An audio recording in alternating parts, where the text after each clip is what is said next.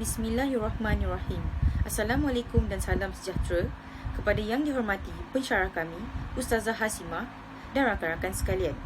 Saya Nur Syazwani serta ahli-ahli kumpulan saya iaitu Nur Syamsiah, Nur Syahira, Azza Azmimah dan Ili Nabila adalah salah sebuah daripada kumpulan kertas kerja untuk subjek hubungan etnik. Kami akan membuat pembentanggan untuk kertas kerja dengan tajuk Tinjauan Pelajar Institusi Pasca COVID-19, Kesan dalam Pendidikan di Malaysia. Kerajaan di Malaysia telah melaksanakan pelbagai strategi termasuk melalui advokasi media dan komunikasi dalam usaha memutuskan rantaian jangkitan COVID-19. Pandemik COVID-19 telah memberikan impak yang besar kepada seluruh masyarakat dunia tanpa batasan. Selain sektor ekonomi dan pekerjaan, sektor pendidikan turut menerima tempias yang sangat hebat apabila hampir 2 tahun sistem pembelajaran terpaksa dijalankan secara dalam talian iaitu online. Kajian ini bertujuan untuk meninjau keadaan pelajar institusi pasca COVID-19, mengenal pasti masalah yang dihadapi pelajar institusi di universiti terhadap pertukaran cara pembelajaran secara atas talian dan mengkaji kesan dalam pendidikan di Malaysia terhadap pelajar institusi pasca COVID-19. Maklum balas daripada 23 responden telah dikumpulkan dengan menggunakan kaedah soal selidik dan penyelidikan yang menekankan kepada penghasilan dengan menggunakan fakta, maklumat, pernyataan, ulasan, tanggapan. Semua maklumat dianalisis dan dipaparkan berdasarkan jadual dan rajah yang sesuai. Hasil daripada dapatan bagi setiap objektif menunjukkan bahawa kajian ini telah mencapai objektif yang telah ditetapkan.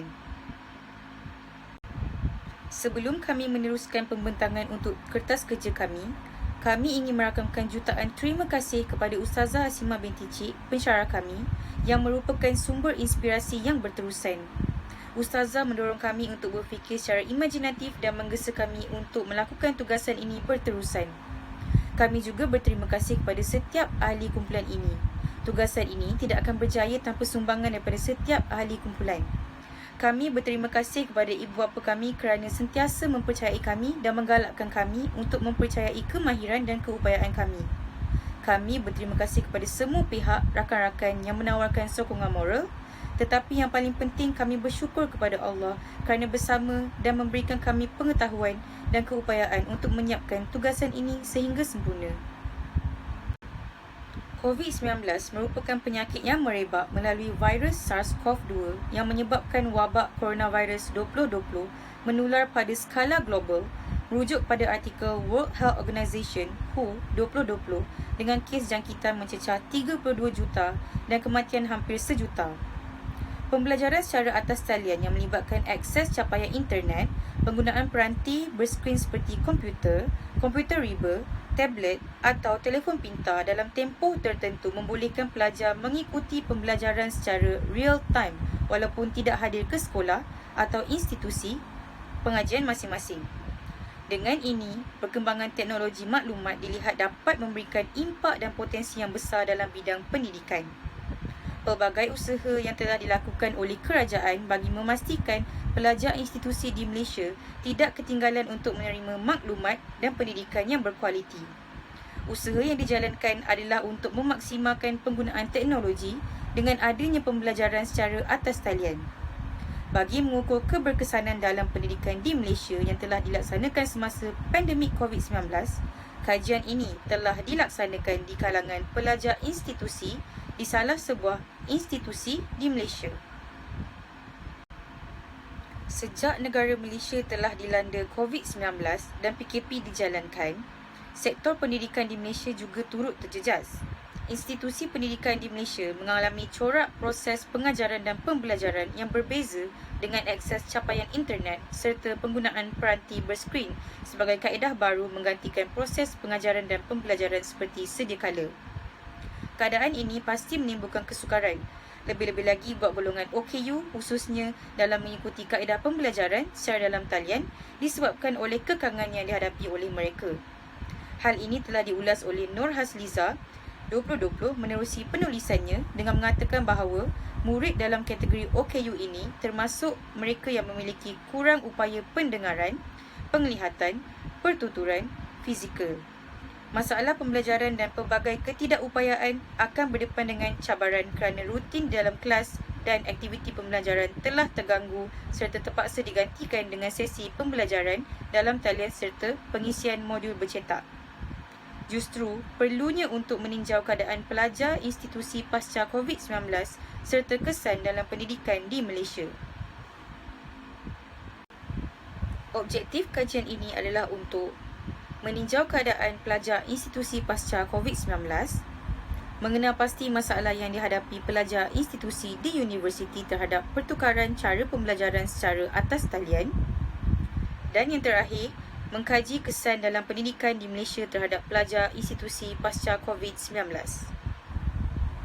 Pasca COVID-19 membawa banyak perubahan dalam kehidupan, termasuklah dunia pendidikan. Institusi pendidikan yang terdapat di Malaysia dituntut untuk mengikuti perubahan metod pembelajaran sebagai impak daripada pandemik COVID-19 ini. Gangguan pembelajaran boleh terjadi atas faktor kemiskinan, konflik keluarga, media massa, sosial, agama dan politik. Proses pembelajaran dalam talian telah diterusi melalui beberapa pengubahsuaian untuk mengoptimumkan impak dan kesan kepada pelajar sama ada melibatkan bentuk komunikasi serentak dan tidak serentak. Tidak dapat dinafikan, golongan pelajar adalah antara golongan yang paling terkesan kerana mereka terpaksa beralih daripada amalan pembelajaran konvensional iaitu secara bersemuka kepada atas talian. Bagi memastikan proses pembelajaran sedia ada tidak terganggu, terutama semasa negara terpaksa berhadapan dengan impak wabak COVID-19, keadaan ini telah berlaku apabila pencapaian internet sukar diakses di kawasan-kawasan tertentu seperti pendalaman, kampung atau desa serta kawasan yang mempunyai kadar capaian internet yang rendah. Justru, berikutan dengan masalah ini menyebabkan pelajar tidak dapat mengikuti pembelajaran dalam kelas secara dalam talian dengan baik, sekaligus menyebabkan pelajar mengalami keciciran dalam pembelajaran. Oleh itu, antara cabaran utama yang dihadapi oleh para pensyarah dalam menggunakan pengajaran di atas talian adalah tiada capaian internet yang berkualiti. Kaedah pembelajaran yang dilaksanakan secara dalam talian menuntut kerjasama dan komitmen sepenuhnya dari semua pihak, terutamanya melibatkan penyediaan platform pembelajaran, penyediaan bahan, pengetahuan dan kemahiran berkaitan penggunaan teknologi, kerana ia akan melibatkan peranti digital di samping akses capaian internet yang berkualiti. Selain itu, cabaran utama dalam aspek pembelajaran kendiri adalah kelemahan dalam pengurusan masa di kalangan pelajar. Kajian-kajian lepas menunjukkan bahawa pengurusan masa mempunyai hubungan dengan tahap stres dalam kalangan pelajar. Pengurusan masa yang lemah akan meningkatkan tahap stres pelajar. Mereka perlu membahagikan masa antara jadual kuliah, tutorial dan tugasan. Malah, pembelajaran secara bersemuka dapat membuatkan pelajar lebih fokus berbanding pembelajaran di dalam talian.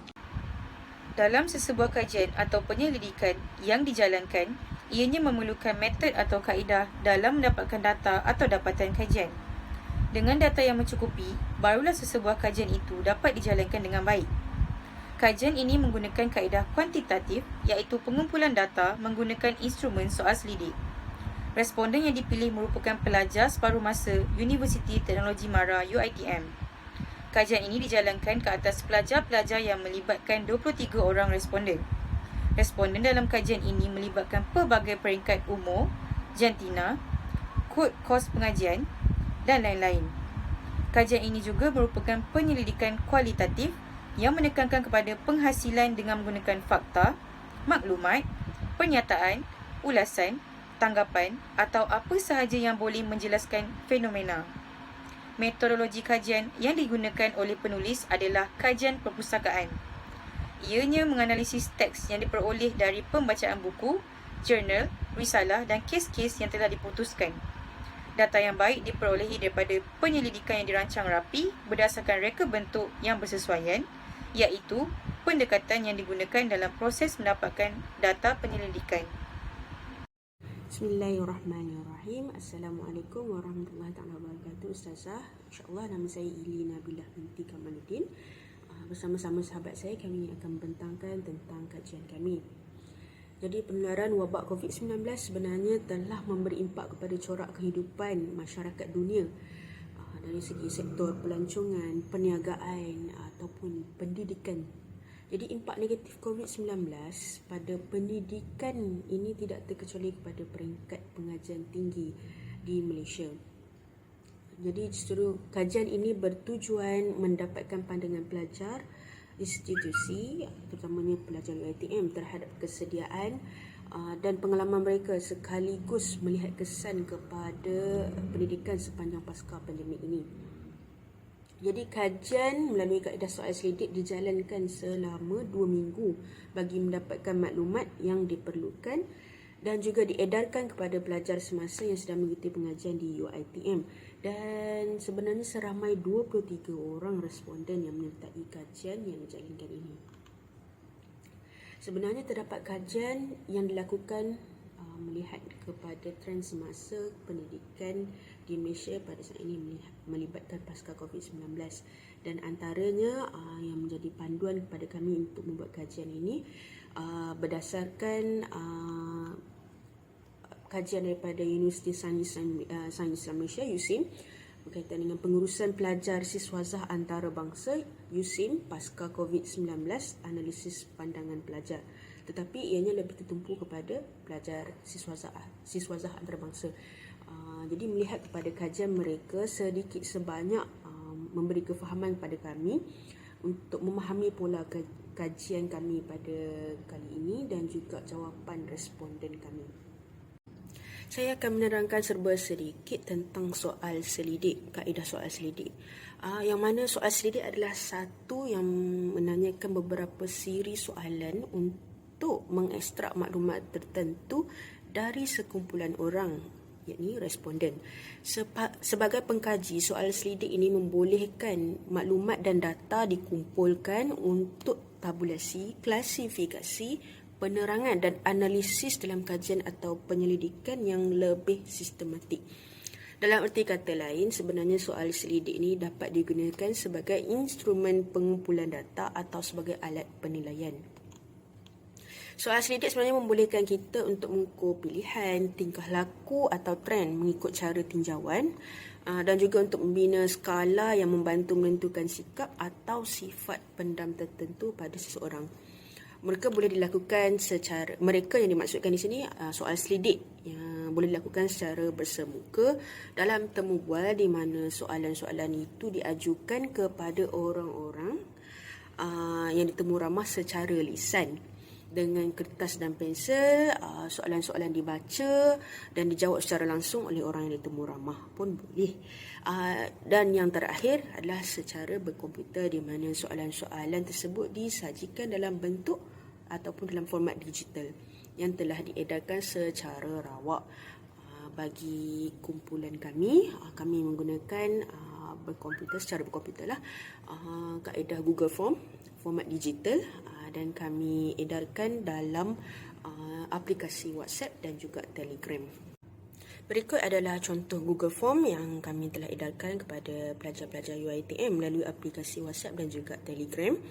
Berkaitan dengan tinjauan pelajar institusi pasca COVID-19, kesan dalam pendidikan di Malaysia. Berkaitan dengan borang kaji soal selidik ini, ada 4 bahagian, terbagi pada 4 bahagian, iaitu bahagian A, demografi, iaitu maklumat responden. Yang bahagian B, kesediaan responden semasa untuk pengajian secara dalam talian. Bahagian C, persepsi responden terhadap pengalaman pembelajaran dalam talian pasca pandemik COVID-19. Dan bahagian D, persepsi responden tentang hasil kerja mereka, yakni tugasan sepanjang pembelajaran pasca COVID-19. Sebenarnya terdapat beberapa sebab mengapa borang soal selidik secara digital menjadi pilihan kebanyakan pengkaji. Bukan sahaja ianya kos lebih rendah, bahkan masa yang diperuntukkan juga singkat untuk mendapatkan maklumat. Pengkaji boleh memperolehi data dan jumlah responden yang lebih ramai dan cepat sebenarnya melalui aplikasi ataupun Google Form. Namun melihat pada pengumpulan data menggunakan borang kaji selidik sebenarnya mempunyai kelemahan juga dari segi tidak semua responden mahu melengkapkan borang soal selidik. Secara psikologi, setengah individu lebih gemar menggunakan bahasa komunikasi berbanding dengan melihat, membaca ataupun menulis. Dan berkemungkinan responden sebenarnya menjawab soalan dengan sambil lewa, memberi jawapan yang kurang tepat ataupun mengelirukan. Jadi melihat kepada kaedah ini sebenarnya dapat melihat kelebihan dan kekurangan ataupun pro dan kontra sesuatu kajian. Corak pemikiran manusia secara psikologinya boleh berubah-ubah dan kajian ini perlu diteruskan lagi pada masa akan datang untuk melihat perubahan dan potensi pendidikan supaya sistem pendidikan di Malaysia kita dapat bersedia dan dari sebarang kebarangkalian dan juga ditambah baik dari semasa ke semasa untuk generasi yang akan datang. Berdasarkan surah Ar-Ra'd ayat yang ke-11, sungguhnya Allah tidak akan mengubah apa yang ada pada sesuatu kaum sehingga mereka mengubah apa yang ada pada diri mereka sendiri. Dan insya-Allah itu sahaja daripada saya. Sekian, terima kasih. Hai, Assalamualaikum. Saya Nur Syamsiah binti Ahmad Suhaimi. Seterusnya, saya akan menerangkan mengenai dapatan kajian dan perbincangan daripada soal selidik yang kami telah lakukan. Dalam dapatan kajian yang dijalankan, bahagian ini membincangkan analisa data dan memaparkan hasil penemuan kajian yang dilakukan daripada soal selidik yang telah diisi oleh responden. Jadi kami berjaya mendapatkan seramai 23 orang responden untuk menjawab soal selidik kami. Jadi saya akan menerangkan demografi responden yang kami dapatkan, iaitu bagi jantina paling ramai yang menjawab soal selidik kami iaitu perempuan seramai 17 orang yang beratus sebanyak 73.9%, berbanding lelaki hanya 8 orang, maafkan saya, hanya 6 orang iaitu 26.1%. Bagi kategori umur pula ramai dalam kalangan umur 19 hingga ke 26 tahun iaitu seramai 11 orang yang beratus 47.8%.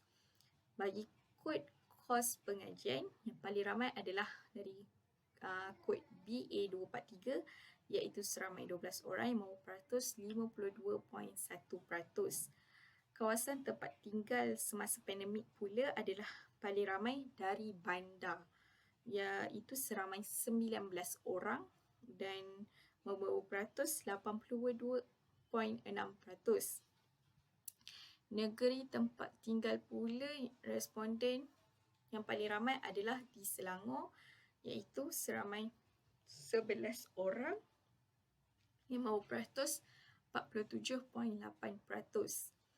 Okey, jadi hasil analisa mengenai demografi responden ini memberikan kesan dapat kita melihat iaitu ia memberikan kesan kerana kawasan tempat tinggal mereka memberikan kesan terhadap kesediaan mereka menghadapi situasi pembelajaran secara dalam talian. Kita juga dapat melihat pada jadual yang seterusnya iaitu kesediaan responden semasa untuk pengajian secara dalam talian. Jadi, kami telah menyediakan sebanyak 8 penyataan mengenai kesediaan mereka dan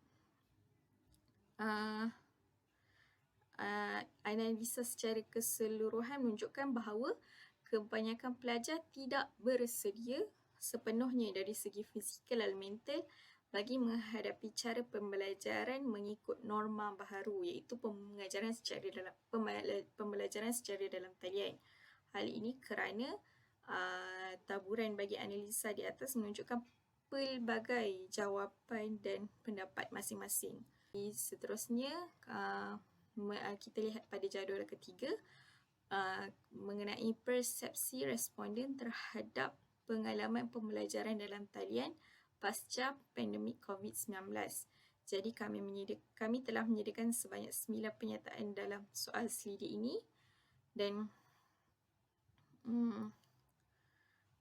berdasarkan analisa ini kita dapat melihat bahawa pihak UiTM telah menyediakan yang terbaik bagi pelajar mereka bagi menghadapi pembelajaran secara dalam talian. Hal ini kerana sebahagian besar responden berpuas hati dengan mengatakan setuju terhadap pernyataan-pernyataan yang telah kami berikan berkaitan persepsi responden mengenai pembelajaran mereka terhadap apa yang telah pihak UiTM sediakan. Jadi bagi jadual yang terakhir mengenai persepsi responden tentang hasil kerja iaitu tugasan mereka sepanjang pembelajaran pasca COVID-19. Jadi kami telah menyediakan 4 pernyataan di dalam soal selidik ini mengenai persepsi mereka. Jadi menunjukkan bilangan responden mengenai persepsi mereka oleh pensyarah sepanjang pembelajaran pasca COVID-19 berdasarkan berdasarkan pernyataan-pernyataan skala-skala yang telah mereka berikan ini, majoriti responden dapat melakukan atau menyelesaikan tugasan mereka walaupun mereka hanya berbincang dan menyelesaikannya secara dalam talian sahaja. Bismillahirrahmanirrahim. Assalamualaikum. Nama saya Azza Azmimah binti Anwar. Hari ini saya akan membuat rumusan dan kesimpulan untuk kertas kerja kumpulan kami untuk tajuk tinjauan pelajar institusi pasca COVID-19, kesan dalam pendidikan di Malaysia. Melalui soal selidik yang kita dapat simpulkan bahawa pada awal era pandemik berlaku, semua pihak terkesan dengan wabak COVID ni, di mana pelajar dan guru juga terlibat dalam kesan pandemik ni. Contohnya pelajar bila berlakunya pandemik, mereka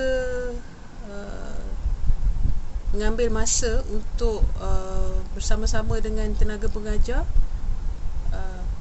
untuk mendapatkan pembelajaran di dalam talian. Secara tidak langsung memberi kesan yang besar terhadap corak pendidikan di Malaysia. Bagi menghadapi norma baru dalam pelajaran, iaitu dijalankan secara dalam talian, pensyarah dan pelajar mengambil masa untuk menyesuaikan diri mereka.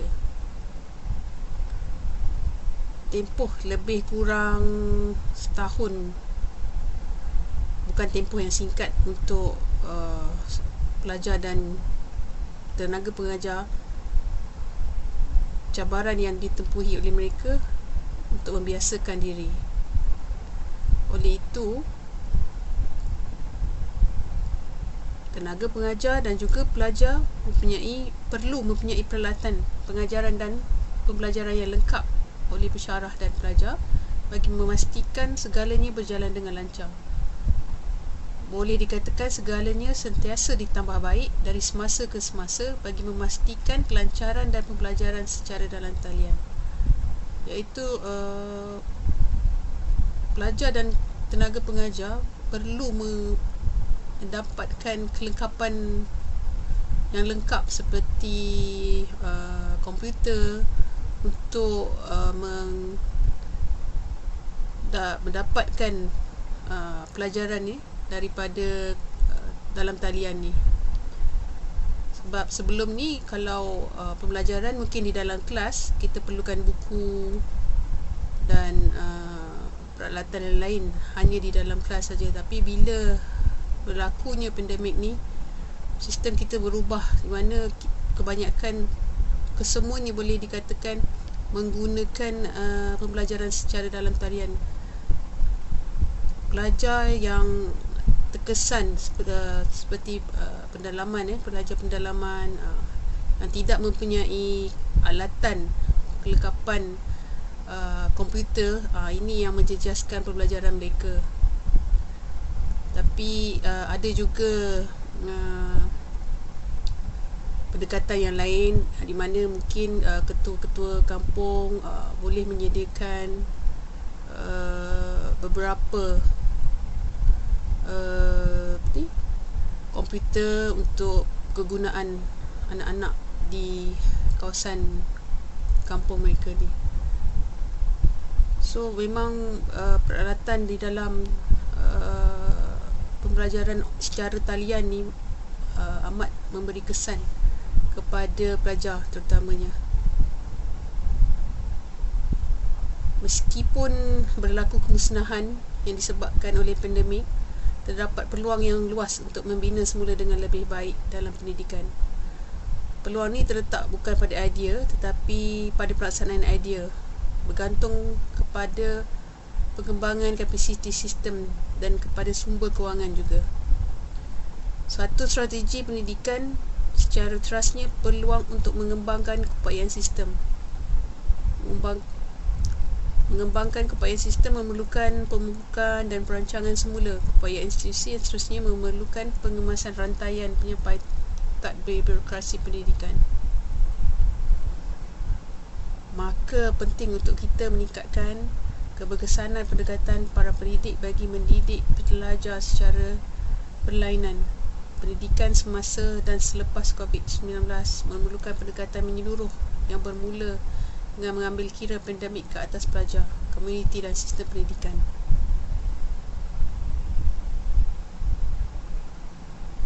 Strategi berkenaan harus menumpukan kepada pembelajaran dipercepatkan dengan mengutamakan kurikulum dan pendidikan pelajar keseluruhannya.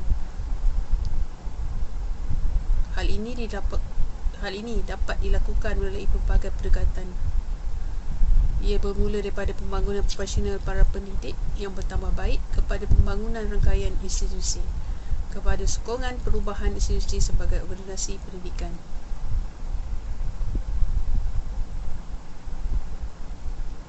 Okey, itu sahaja untuk kesimpulan kita. Sekian sahaja pembentangan untuk kertas kerja kami yang bertajuk Tinjauan Pelajar Institusi Pasca COVID-19, Kesan dalam Pendidikan di Malaysia. Terima kasih dan Assalamualaikum.